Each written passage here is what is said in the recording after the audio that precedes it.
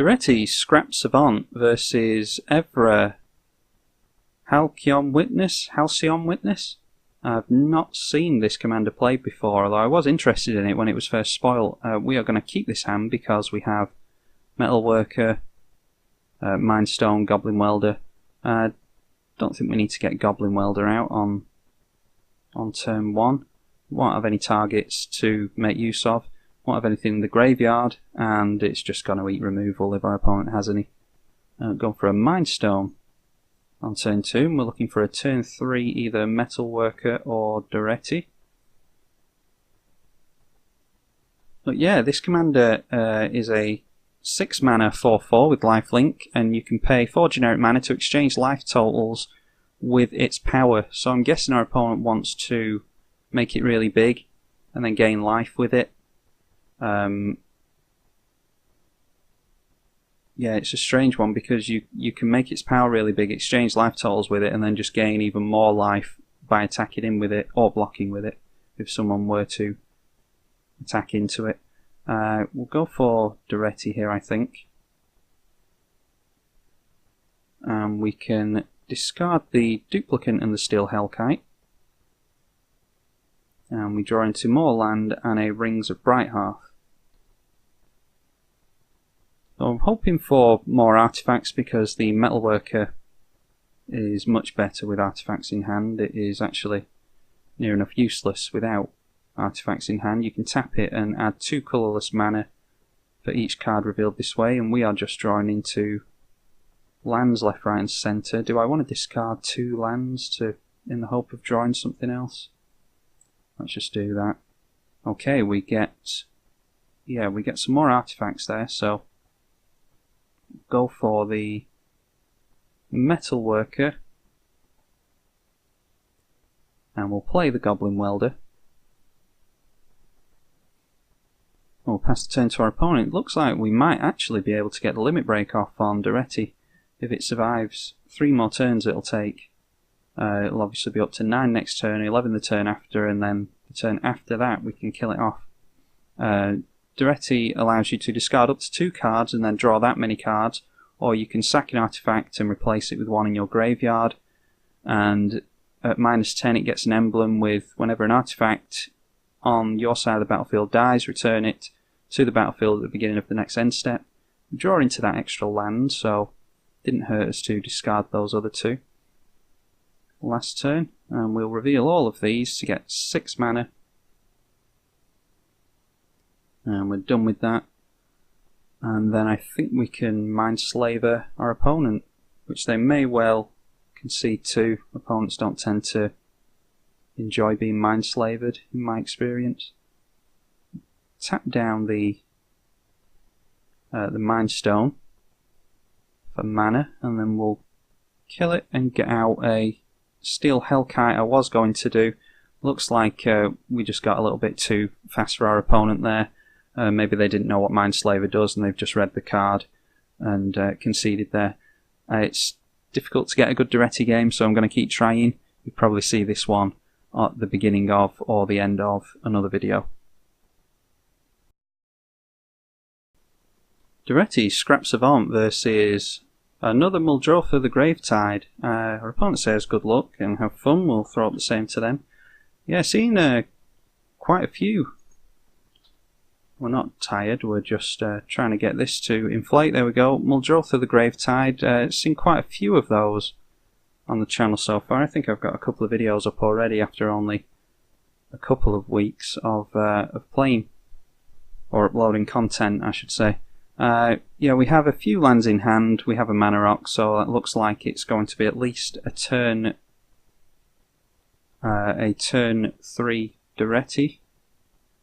2 graveyard decks is, yeah, it ought to be interesting. I don't think we can play anything from our opponent's graveyards, and it's not likely that, well actually maybe Muldrotha can if they're playing things like Reanimate and Animate Dead, things like that. But we certainly can't do that. We just want to load up our graveyard with artifacts and then play them for a reduced cost. Now we can either go for a Daretti next turn or play Wild Guess think I'd rather get Daretti out as soon as possible. So we'll play the Thought Vessel into the Mountain and Daretti next turn. And then probably just... how much mana will we have then? Well, we'll have the turn after an extra land. Yeah, I think we'll just ditch the Combustible Gear Hulk. Goblin Welder, yes, we're drawing into good cards here, but our opponent is trying to load up the graveyard, so I think we'll just try and outrace them here. Don't need the Arcbound Ravager yet, so we can get rid of that. Get it back with a Mana Crypt we can do nothing with, so we'll keep that in hand and hope our opponent doesn't run any discard. In my experience, Muldrotha doesn't run much discard apart from something like a Mind Splicer maybe. And maybe the odd wheel effect, things like that to load up their own graveyard. And oh, Bojuka Bog is not nice. Hopefully our opponent isn't running any kind of lands matter type things where they can sack the Bojuka Bog and play it from the graveyard. But that's, yeah, what was exiled? Combustible Gear Hulk and Arcbound Ravager. We don't have that many ways of sacrificing artifacts without Daretti, so that's a little bit of redundancy that's gone there. But it is not the end of the world. We can go for Mana Crypt now. And I think we can just try out a wild guess and get rid of the Fire Diamond. Draw into another land, and Paradox Engine is excellent. Whenever you cast a spell, untap all non-land permanents you control. Should probably be banned, I think. But as it isn't, we are playing it. That's 1, 2, 3, 4. Yeah, do we want to... We could just get it onto the battlefield next turn with Goblin Welder. I think we want to get Goblin Welder out of Summoning Sickness. So we'll just... I think we'll discard 2 lands here against my better judgment. And yeah, we can just go into the Mere Retriever there. If we had a red mana, I would have got the Wheel of Fate up and running. But seeing as how we don't, we'll just do things that way and pass the turn to our opponent. Yeah, Caustic Caterpillar is going to be an issue for us. We could do with running into something like a duplicate. But we can get things back easily enough. It's not as if Caustic Caterpillar exiles them. But it will most likely target Paradox Engine, which can go crazy with Goblin Welder if we get the graveyard loaded up enough. Yeah, whenever we cast a spell, untap all non-land permanents that we control, and the Reclamation Sage, so our opponent has all the artifact and enchantment hate. Mana Crypt, yeah, we can't do anything in response to that, so we'll have to just eat it. And hope our opponent doesn't have too much graveyard hate, apart from that Bojuka Bog. We can kill something else with the Caustic Caterpillar, and a Hero's Downfall as well, wow. Alright, well, they've only got 3 cards in hand now. They've got a couple more card draw effects up here. But hopefully they don't have too much hate for us. Although I'm not too hopeful. Okay, Blood Moon really hurts them. It's a question of, I think, seeing as how they have artifact hate and card draw on the battlefield. Yeah. Blood Moon. So all they would have to do is draw into a green to get rid of Blood Moon, so I don't think I feel too terrible about playing the Blood Moon here. And then we could get into Paradox Engine off of the Mere Retriever if we ditch it with the Tormenting Voice. So we'll do that to draw 2 cards. We get a land drop for the turn. And we can ditch the Mere Retriever for the Paradox Engine. And hopefully our opponent really struggles under that Blood Moon. And we'll go for the Mana Crypt. We'll get the Mana Crypt back off the Mere Retriever. Play the Mana Crypt and untap everything including the Goblin Welder, and hopefully we can show you just how good the Paradox engine is and why it should probably be banned. It's a very, very good card. Is there anything else that we want from the graveyard? We might be able to ditch the Thought Vessel for a Fire Diamond, but we can do that next turn if needs be. Yeah, so as you can see, we get 2 activations from Goblin Welder with the Paradox engine, which is an excellent card all by itself anyway. And if we get lots and lots of cards in hand and in graveyard, which can happen towards the late game, and Ugin is... yeah, that can kill the Blood Moon, so don't feel too bad about ever playing that now. We'll just let these come through.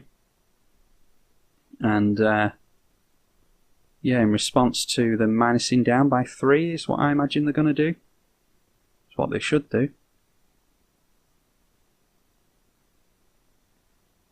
No, our opponent is going for the Bolt on the Goblin Welder. They're going to keep the Blood Moon on the battlefield, so we will go for... yeah, we'll trade in the...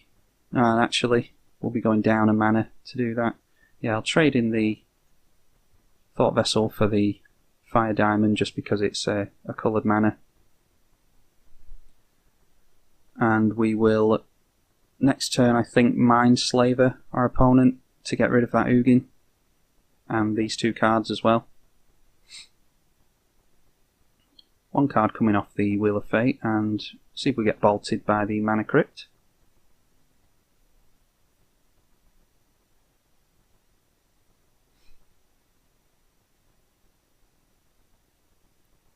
Wait for our opponent to give us priority. There we go. So we have Scrap Hauler. Whenever it or another artifact we control is put into the graveyard from the battlefield, we can return to our hand an artifact card in our graveyard with converted mana cost that is less than the one that we sacrificed. So the question is now, how much mana do we have? 1, 5, 6, 7, 8. So that isn't enough to... how much does Daretti cost? I think it costs 6. So that's 1, 2, 3, 4, 5, 6, and then 2.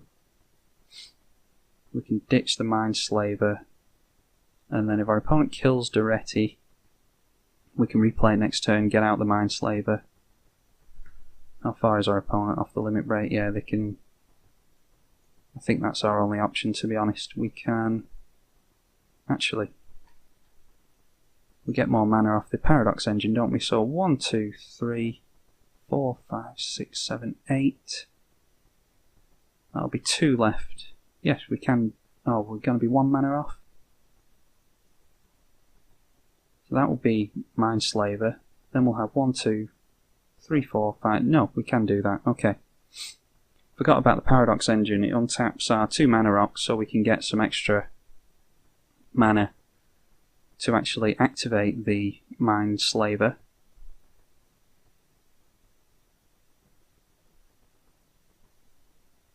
And 1 mana.